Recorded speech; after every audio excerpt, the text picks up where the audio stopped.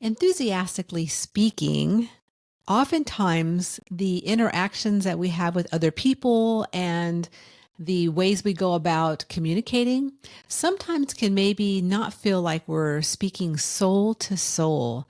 So today I thought it'd be a good time to take some moments and just share a little bit about working soul to soul and leaving likes and dislikes at the door.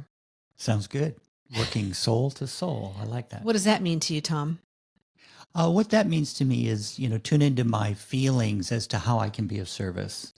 And, likes and dislikes, they sometimes can keep us from communicating with people or being involved in projects or activities that we don't prefer. And when it comes to my social life, likes and dislikes are okay, and it's all part of the social banter back and forth kind of a thing. But when I'm in business, and if I'm in the business of being me, a soul here to learn and grow, my spiritual work, so to speak, is to be of service, and actually the reason I like that is because there's a lot of fulfillment in it. But I find, I can get stimulated by, oh, I don't like how they look, or I don't want to be in that place, or I don't want to get up that early, or whatever my little preferences, you might say, can keep me from, really learning and growing and cut me off from fulfillment. And I love feeling fulfilled. And what really stimulated this conversation today for myself was that recently I was looking on Facebook and I came across a workshop, and it was a workshop around the throat chakra. And I said, wow. It just really all of a sudden I felt, oh, that would probably be something good because I'm coming into teaching a whole week of trance healing courses soon and speaking in front of people and just being more confident with the throat chakra and moving any blockages or whatever that was going to go on. I thought that'd be a cool thing. So I read a little bit into it. And right at the beginning, this person mentions Donald Trump and mentions the fact that we are in hard times. And it just kind of hit me. I was like, what in the world? I mean, even if this person said Biden in hard times, I mean, regardless of where, I'm like, why would someone bring politics into the first part of, of what they're writing about for their workshop, just unless there's something there. So that stimulated me. So when that got me stimulated a little bit, and I'm like, no, I'll pass on that because, I don't want to be in a place where the first thing they talk about is politics and versus going into the throat chakra and working soul to soul with somebody. So we have this book called True Feelings, the Center of Your World. And one of these little paragraphs I want to read because it really emphasizes a bit about what came up in me. And it says, remember always as you are growing that everyone has the right to say anything he wants to say. It is his state of consciousness speaking. If that bothers you, you'd better go back to the beginning and start all over again. Cool. Oh, and I read that. I'm like, okay, I'm working on, I'm constantly working on myself and doing my own unfolding, but holy crap. Yes. So when a dislikes or likes of someone else's and what their consciousness is speaking about, if that stimulates me, I've got something to look at. We exist in a highly intellectual world, and often the feeling part where your inner wisdom lies gets left out. There's a way to feel more in balance with all parts of yourself. This way is by accessing a spiritual bigger picture of who you are as a soul. Check out the link in the show notes to access a free video series created by the Wayshowers College to support your journey and moving through this game of life. Your intellect and feeling parts will love it. Wow. Well, it's a great awareness. It sure is. And it's also an awareness that sometimes I don't want to look at. Well, something that I like is that you didn't get involved in whether you thought that their comment was appropriate, or you didn't go off on this, oh my God, why are they, it was more like, oh, I'm really stimulated. I can't accept, I'm not accepting that, and just, still feeling cool, calm, and collected about it, and how can I be of service, or is this for me, or whatever it is. Yeah, I think you're exactly right, because like, even if it was about, say, religion or something else, that I'm like, I don't need to go there because I'm not in that same realm of the people that might attract to this. Like this person, I mean, they're going to attract people who think that we are in hard times, and people that are, maybe for me, it seems more like maybe a victim, like, okay, I'm a victim of hard times and all that's going on, and Donald Trump's the president, and yada, yada, yada. And so I just don't need to play in that field. That's also where I went to with this, because of the fact that, but clearly, I chose not to go down that road because of what this person wrote. And I thought it was interesting in the fact of, leaving out politics, leaving out religion, leaving out, whatever other stuff's going on in the collective, what I want to say, the collective turmoil. I'm actually doing soup of turmoil. Did a soup. I was doing like a pot. I was like stirring a pot. Whatever's stirring up people right now. That's a good way to put it. Yeah, whatever's stirring people up. Well, and I think that's like, even when we do our classes online, we don't say, hey, this person or that event or religion, or it's about soul to soul, bringing people forth where they're at, what they've got going on, and not judging or not, but really not putting it out there like, okay, well, we're Biden supporters, or we're Donald Trump supporters, or we're, and come and, come in and work with us in the hard times. So it's, yeah, I guess, am I making sense? Well, sure. I mean, there's a lot of spiritual people that, still have a religious bent about their spiritual awareness. Mm. So it's almost like another level of dogma, and another level of, we're suffering, that we're suffering. We need to, not hard suffer. Times and all that. So, and there's some truth in it. I mean, people are going to be uncomfortable with certain ideologies or people's style or ways of looking at things. I have my preferences. I have my likes and dislikes in terms of political systems or ideas that I feel resonate with more. For me, it's more about freedom and individual responsibility and my self-responsibility. I always think about being like a 4 or 5-year-old going, no, I want to do it myself, kind of a vibe. Right. So, but, I've got to accept that not all the people that we work with, there's lots of folks who, believe that they're a soul and that they have spiritual helpers or angels that guide them through and help them live their spiritual thrust in life and unfold their awareness. And they also have ideologies, which is really just concepts in the intellect. They have an interpretation to a feeling. And sometimes those, express themselves as emotions, that interpretation. In our world, though, we tend to focus on the emotion and back into the intellect and to the emotion, rather than just moving with that flow of feel. What do I truly feel? Respect myself enough to know that I have the inner wisdom. I have the inner power and the feeling, that loving, positive vibration, and interpret that, and then move forward with action and come back to my feelings.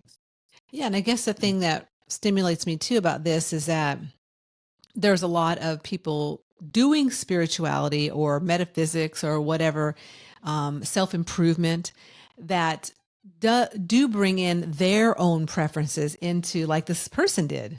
Yeah. She brought in her preferences of the political thing and how she feels about where we're at, with hard times right now. And like you're saying, Tom, what I hear you saying is that, there are people that are having hard times, and there are a lot of things going on the planet. But for myself, I guess a lot of it too is that I don't resonate with it.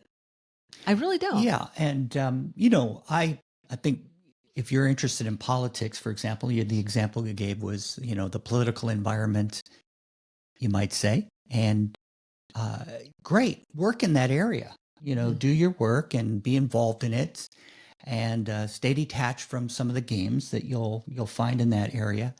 But I guess when we focus on our emotions, we're really just focusing on the intellect and concepts we have. If I tune back into my true feelings, it allows me to kind of gain some altitude, rise above what's going on so that I can be more aware of what I came to do in my day-to-day life, which is, and religion has a lot of answers. It's all about love and peace and, love your neighbor as yourself kind of a thing. And realize there's a bigger picture. There's the universe or God. There's different names for the same thing. So, I've often said we fight over our intellectual interpretation. The feeling is the common thing. We just express it differently. And emotions are great because they do communicate where I'm at. But it's a manipulative technique for people to, in my opinion, it's a manipulative technique when spiritual people utilize those kinds of things, emotional triggers, you might say, to get you to explore your spiritual side of life. And then I go, you just sound like another religion. Now you're back Right. to, we all need to be afraid. You might go to hell, all that stuff that many of us, as we expand spiritually, we kind of, let go, we leave it in the past. So, in fact, religion's great because there's some pearls of wisdom in all the great religions. And in fact, it's amazing to me how much of a common denominator they have. So I'll go back to, isn't it great that you got stimulated? Because now it's a chance for you to look at how honest that is. Why am I getting so stimulated about that? Now, it's okay to be upset for a while, but move through it, which is something I notice you do very well. Yeah, I didn't get upset very long. You'll have your 10 minutes of being emotional and so which is, so it's cool. Like I'm not against that. I do too. But let's move through it to come back to our true feelings, to find the answers or to gain the perspective.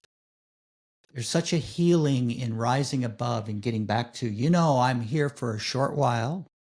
I'm here to learn and grow. I have spiritual helpers.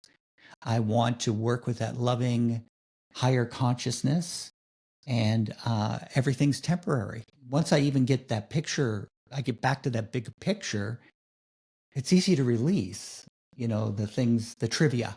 It's a trivia.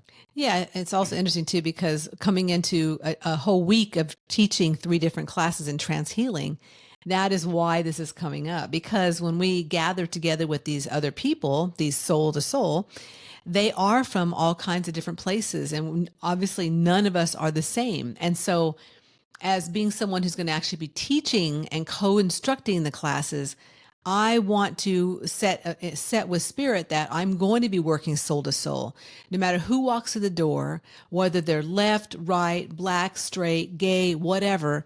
I'm working with them soul to soul, and I'm not judging what they're coming in looking like or what their what their preferences are back home. We're coming together to do spiritual work. And so all these things that happen in our lives day to day, these events that do stimulate us, it's a good opportunity for you listeners to just notice, why is this stimulating me? Am I able to actually, understand at a certain level or understand awareness of why when that person do that, I was stimulated, because it's for our benefit. Sounds good. Sounds good. Sounds like a wiener. Well, working soul to soul. Whether you are a brand new or returning fan of this podcast, we appreciate you. We appreciate you listening to the episodes that we create every single week. If you would love to support us by continually creating great content every week, please consider liking, subscribing, and supporting us monthly. You can find the buttons below to do all the above. Cheers to you and moving into our 6th year of sharing through podcasting. As the Earth's crust shifts and changes, our lives do the same. One way to maneuver through the small and large moments that shake us to the core is by reviving your connection to spirit, gathering ways to cleanse your energy field, embracing spiritual awarenesses to give you a bigger picture, and knowing that you are not alone on your journey can be a great support. The Soulquake Survival Guidebook is a great companion to meet you where you're at and support reviving your connection to spirit in earth-shaking times. Get your copy today through Amazon Worldwide in paperback, ebook, or in audio, and begin embracing more clarity, inner peace, and enthusiasm for your life and what you've come to do. They say when you're in business, don't talk politics or religion. Is there anything else you're not supposed to talk There's about? one more thing, politics, religion, and something else. I can't think of what it is, but those are the two biggies. Yeah, but it always seems like there was a third one. Yeah. It's not sex, is it? Maybe it's sex. No, I don't think it's sex. It's something else, but I know it's politics and it's religion for sure. Yeah, never. And so why do people say that? Well, what I found is, particularly when I was younger, I used to think, hey, we've got to go out and talk politics, or I've got to talk religion, and save people, and I need to illuminate them and so forth. And is that it's the wrong place.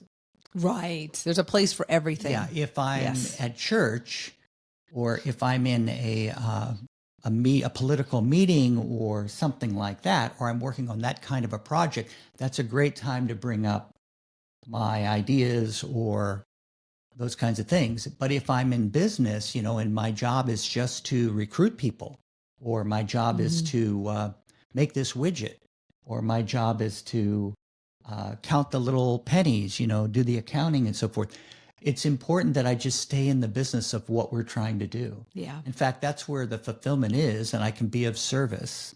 And in fact, it's easier. It's less stress. It's less wear and tear. But it's a big area because people will spend a lot of energy.